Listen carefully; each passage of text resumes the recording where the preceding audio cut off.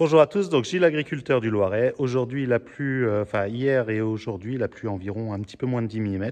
Donc là, on est arrêté dans les semis donc ça nous laisse un petit peu de temps pour préparer la suite. Et là, ce que je suis en train de faire, c'est de préparer mes mélanges de semences pour l'année 2021, donc pour pouvoir faire les semences l'année prochaine.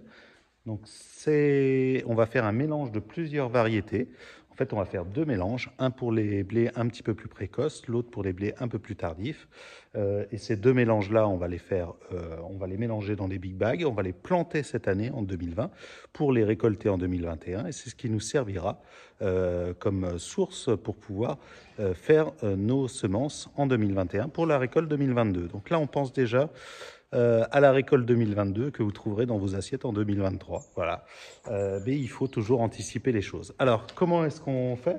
Eh bien, on a préparé les sacs de semences. Donc, on a plusieurs variétés. Pour le premier mélange, donc on va mélanger du Nemo, du Nara pour rajouter un petit peu de protéines, un peu de chevignon. Ça, c'est de l'Apache, du Sacramento. Et le dernier, c'est celui-là. C'est Monte Carlo.